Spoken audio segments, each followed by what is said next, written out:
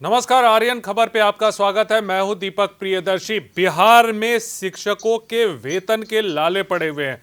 होली आ चुकी, लेकिन अभी तक शिक्षकों को वेतन नहीं मिला है और तमाम जो टेक्निकल प्रॉब्लम्स है उसको लेकर लगातार पिछले कई दिनों से हंगामा चल रहा है। सरकार के लेवल पे, शिक्षा विभाग में, विधानमंडल के दोनों सदनों में, विधानसभा और विधान परिषद में भी यह मामला गूंजा, लेकिन अभी तक उसका कोई समाधान होता नहीं दिख रहा है। और अब स्थिति यह है कि अब शिक्षक क्या करें, होली न मनाएं, ये तमाम ऐसी चीजें हैं जिसे लेकर अभी बहुत ज्यादा मुद्दे ज्यादा नहीं है अभी, क्योंकि अभी सबसे बड़ा मुद्दा ये है कि अभी शिक्षकों का क्या होगा, उन्हें वेतन कब मिलेगा। इसी मुद्दे पे बातचीत करने के लिए हम लोग यहाँ मौजूद हैं। हमारे साथ यहाँ पे 3 वरिष्ठ शिक्षक प्रतिनिधि हैं। वरिष्ठ शिक्षक प्रतिनिधि और राष्ट्रीय स्तर पर शिक्षकों का प्रतिनिधित्व करते हैं शैलेंद्र कुमार शर्मा जी, वहीं सीतामढ़ी से प्रकाश कुमार जी हैं और मुजफ्फरपुर से लखन लाल निषाद जी हैं। सबसे पहले शैलेंद्र जी, आपसे, जो अभी वस्तु स्थिति बनी हुई है, जो अभी हालात बने हुए हैं, लंबे समय से हम लोग भी चर्चा इस वेतन को लेकर लंबे समय से कर रहे हैं कि शिक्षकों को वेतन कब मिलेगा, लेकिन अब तो होली आ गई, आज तो होलिका दहन है, लेकिन अभी तक शिक्षकों को वेतन नहीं मिला।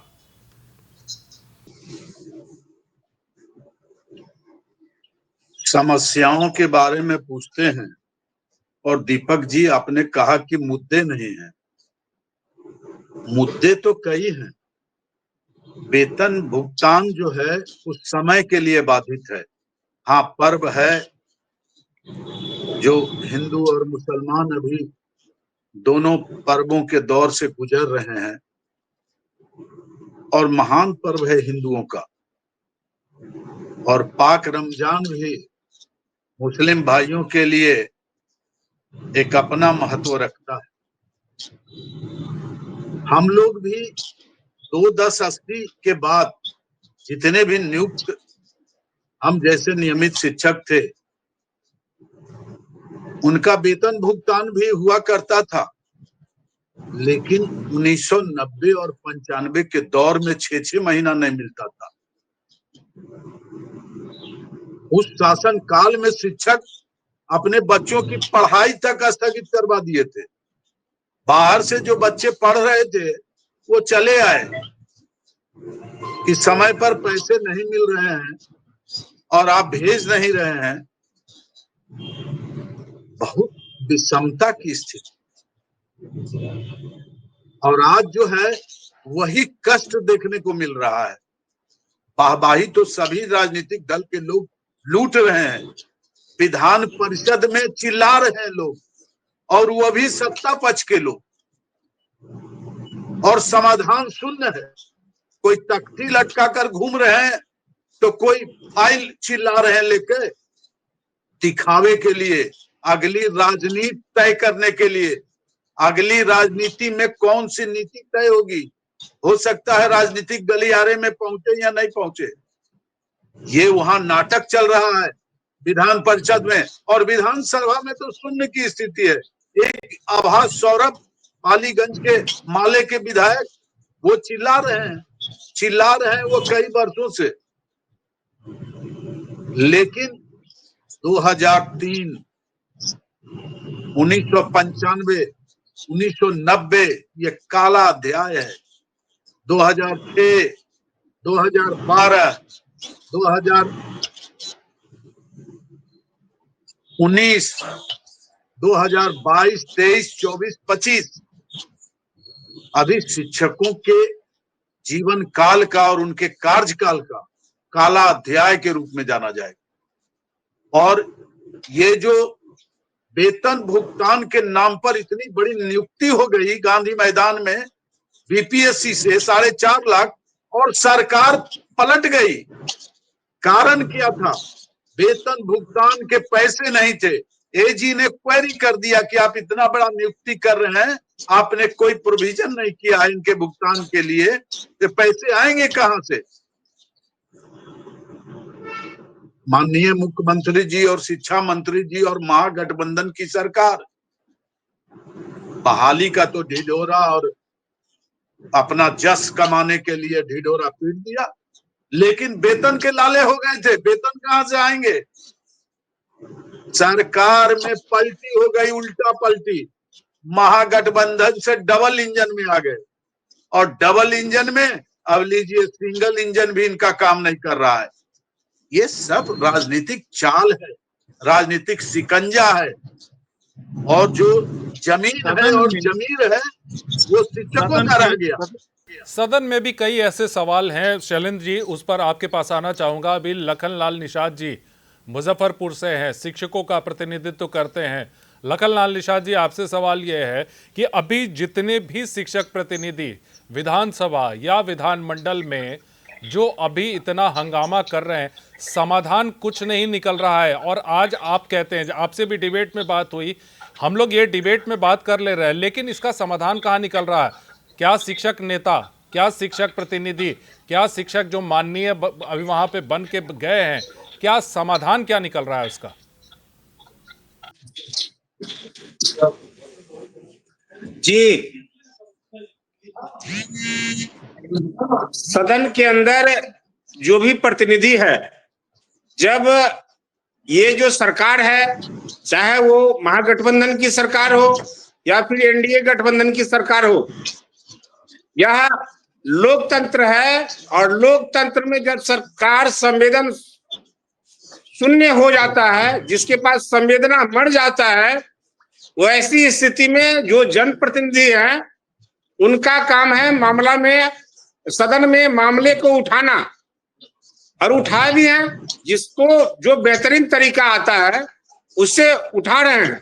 और जो भी आप शिक्षक प्रतिनिधि जो भी बने हैं, वो भी हाउस में बोलते रहे हैं, लेकिन वो सत्ता पक्ष के हो या विपक्ष के हो, उसका फलाफल नहीं हो पाया है। कल भी तिरहुत के जो एमएलसी हैं, वो जब वेतन भुगतान के मामले को लेकर तख्ती लटकाए और उन्होंने सरकार को संज्ञान में भी दिया, सभापति से बात भी की, वित्त मंत्री से भी कहा, तो बोले कि देख लेते हैं, यहाँ सरकार संवेदनहीन है। तो ऐसी स्थिति में लोकतंत्र का जो मापदंड है, उसमें लोकतंत्र कहीं से बिहार के अंदर दिख नहीं रहा है। और शिक्षक त्राहिमाम की स्थिति में है। प्रकाश भाई सीतामढ़ी से हैं, नेतृत्वकर्ता साथी है, और वहां भी जीओबी का जो जानकारी मिला है, 3 महीना से आवंटन नहीं है। ऐसी स्थिति बनी है, बहुत दुखद स्थिति है। लखन जी, प्रकाश जी से बात कर लेते हैं। प्रकाश जी, आप वहां सीतामढ़ी में हैं, वहां क्या स्थिति है? अभी वहां वेतन तो मिला नहीं, और सदन की कार्रवाई भी आप देख रहे हैं कि जिस तरह से चल रही है, मामले तो उठ रहे हैं, वेतन की बात हो रही है, लेकिन समाधान कुछ नहीं हो रहा।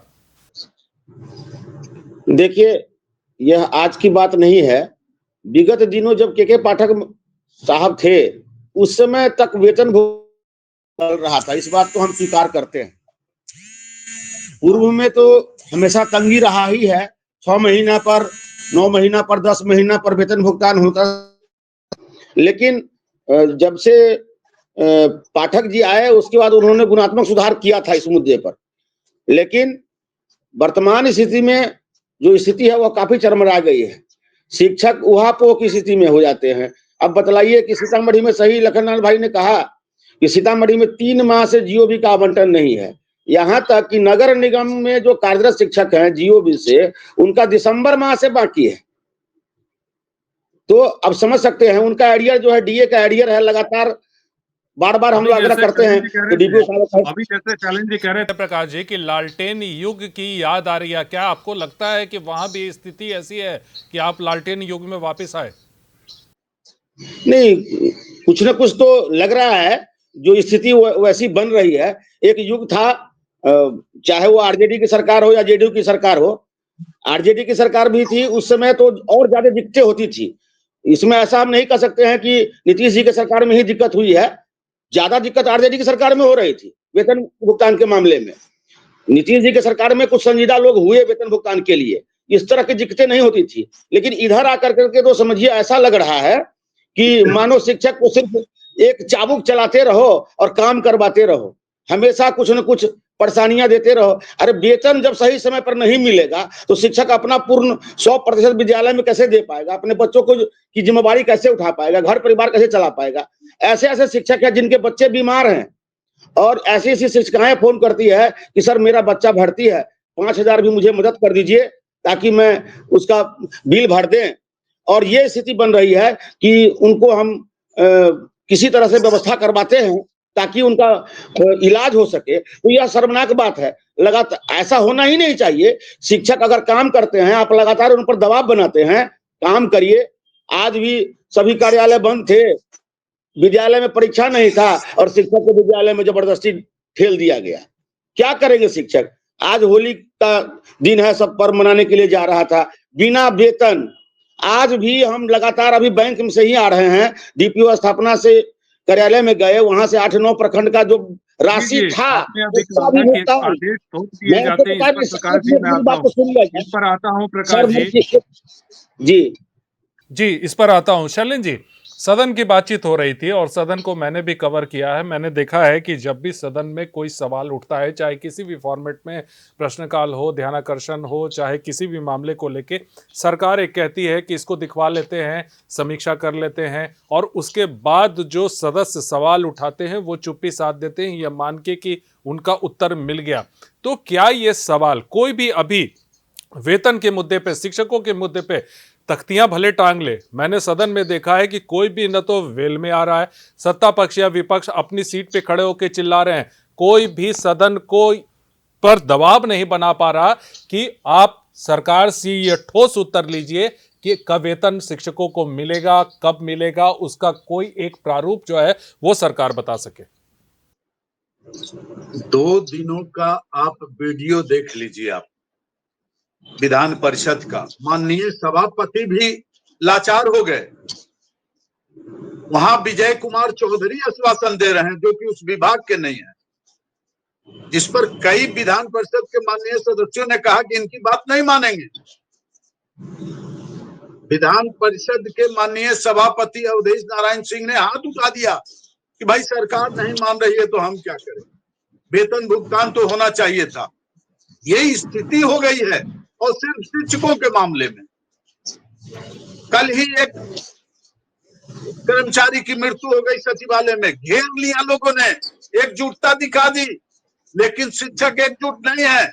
आंदोलन की बड़ी बड़ी बातें करते हैं, एकजुटता की बात करते हैं, लेकिन कहीं भी है कि जिला वाइज आंदोलन कर दे, वेतन भुगतान नहीं हुआ है, कल से मैं हाजिरी नहीं बनाऊंगा, 1 से 8 तक की परीक्षा नहीं लूंगा, मूल्यांकन नहीं करूंगा, कहीं नहीं, कोई नहीं। शिक्षक भी बटे हुए हैं और इसका नाजायज फायदा माननीय सदस्य और शिक्षक प्रतिनिधि उठा रहे हैं। ये तो खुद एक नहीं है। अब मजा लो। यहाँ स्थिति है पटना जिला का जिला शिक्षा पदाधिकारी जो संदेह के घेरे में है और प्रूफ है कि इन्होंने ठेकेदारी किया है, बेंच घोटाला, पुस्तक घोटाला, क्या क्या प्रयोगशाला घोटाला। कल भी 2-2 ट्रक सब स्कूलों में प्रयोगशाला का सामान मिला है, रूम 4 है। लखन जी से बात हो रही थी, उनका ये कहना है कि शिक्षक एकजुट है, शिक्षक नेताओं में फूट पड़ी हुई है। हालांकि इस पर लखन जी से सब जवाब लेंगे, पहले इस पर आपका रिएक्शन जानना चाहते हैं कि क्या यह वाकई ऐसी स्थिति है कि शिक्षक एकजुट है और नेताओं में फूट है? बिल्कुल नहीं। आप व्हाट्सएप खोल के देख लीजिए, कोई संजीव कुमार सिंह का वीडियो डाल रहा है तो कोई नवल किशोर यादव का, तो बहुत सारे अभी नए जो है जो तख्ती लटका के घूमते हैं ब्रजवासी जी, उनका वीडियो जारी कर रहा है और स्टेटमेंट वाह जिंदाबाद मुर्दाबाद। ये जब तक शिक्षकों राजनीतिक दल के पिछलग्गू बने रहेंगे, राजनीतिक दल के सदस्य हैं, उनके समर्थक बने रहेंगे, तब तक शिक्षकों की कोई मांग पूरी नहीं होगी, समस्या ग्रस्त रहेंगे। जिला शिक्षा पदाधिकारी पटना और डीपीओ पटना गंभीर आरोप है। एसीएस ने लिखा है डीएम को कि इसकी जांच करें और वो संदिग्ध है और कोई कार्रवाई नहीं हो रही है। ऐसे सारे जिला शिक्षा पदाधिकारी, अभी प्रकाश जी ने कहा कि कुछ आवंटन बचे हुए थे लेकिन भुगतान नहीं किया, मनमर्जी है। माल प्रैक्टिस की बात होती है, लॉ रूल ऑफ लॉ की का पालन नहीं होता है। क्या समझ रहे हैं आप? शिक्षकों को ये लोग मुलाजिम समझ लिए हैं और पेशकारी असूल करते हैं, वसूली कर रहे हैं, उगाही कर रहे हैं, सचिवालय तक इनका शेयर जा रहा है।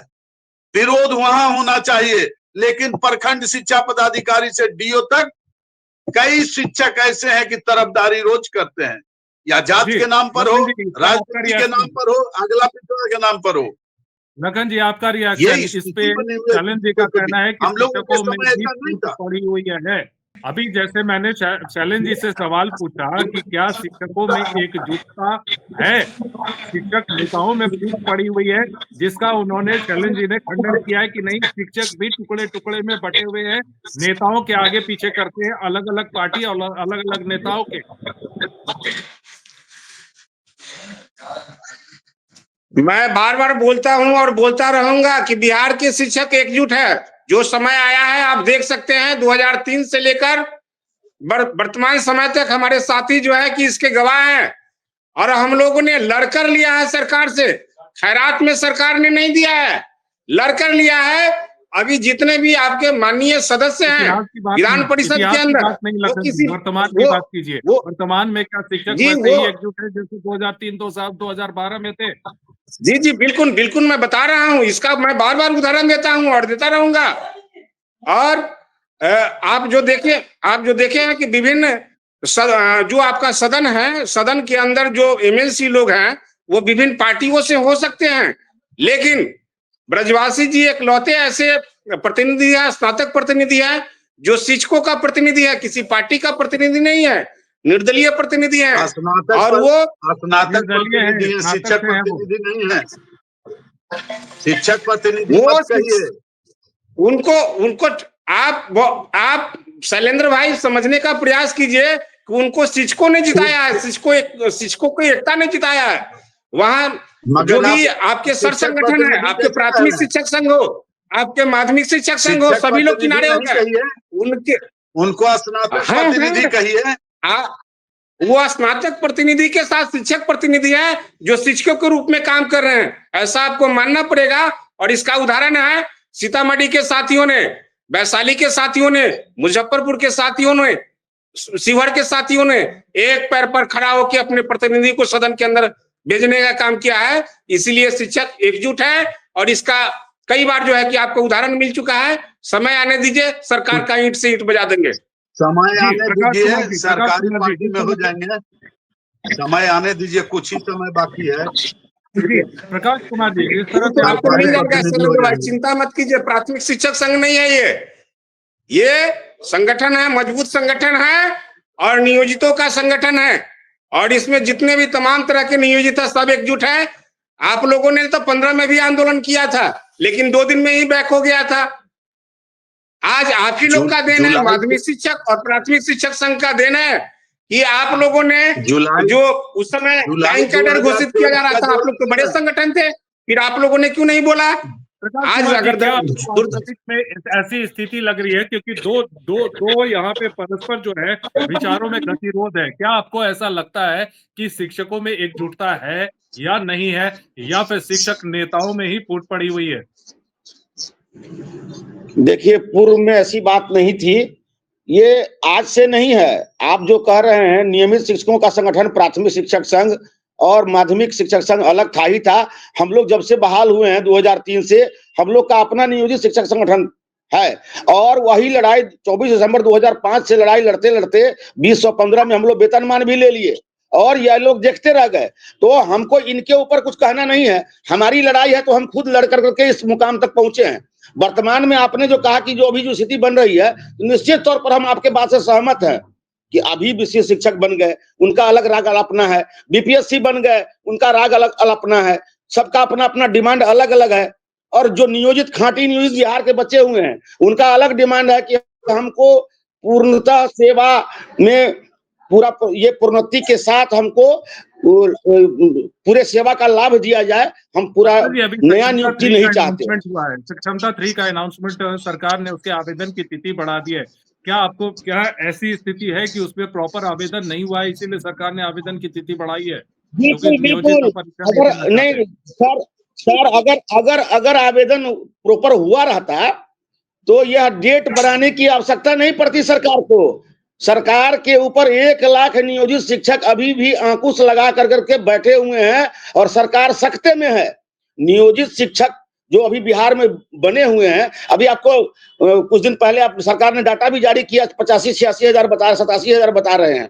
जबकि मैं आपको बता दूं, वही शिक्षक बीपीएससी में भी गए हैं जो हमारे नियोजित है, वही टीआरई 1 में भी गए हैं, टीआरई 2 में भी गए हैं, टीआरई 3 में भी गए हैं। और वैसे शिक्षक भी हैं 5800 जिन्होंने काउंसलिंग नहीं कराया, और ऐसे भी शिक्षक हैं लगभग 3 से 3500 से 4000 के आसपास पूरे बिहार में, जिन्होंने 7 तारीख तक योगदान करना था सक्षमता 2 वाले को, वो लोग योगदान नहीं किए हैं। इट मीन्स अप्रॉक्स हम लोग अभी 1 लाख बचे हुए हैं। यह बिहार के नियोजित शिक्षकों के लिए दशा और दिशा तय करने वाला 1 लाख शिक्षक है, जो शुरू से आंदोलन रत रहा है और आगे भी रहेगा, जब तक हमको सेवा में पूरा प्रोन्नति का लाभ नहीं दिया जाएगा, निरंतरता नहीं दिया जाएगा। हम लोग सक्षमता परीक्षा का बहिष्कार करते रहेंगे, चाहे वह 4 बार लाए, 5 बार लाए, 7 बार लाए, लेकिन डेट बढ़ाते चले जाए, लेकिन हम लोग सक्षमता परीक्षा का फॉर्म नहीं भरेंगे जब तक कि हमको सेवा निरंतरता और प्रोन्नति नहीं दिया।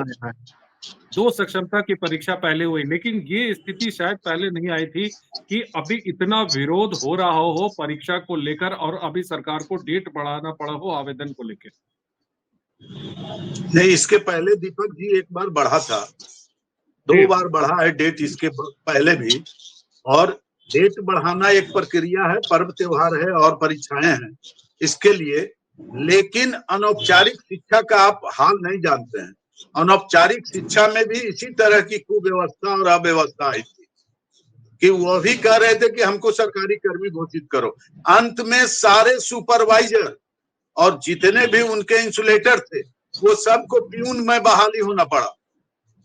वो सब सुपरवाइजर थे, विजिटिंग क्या थे, बहुत अच्छे अच्छे पदों पर थे।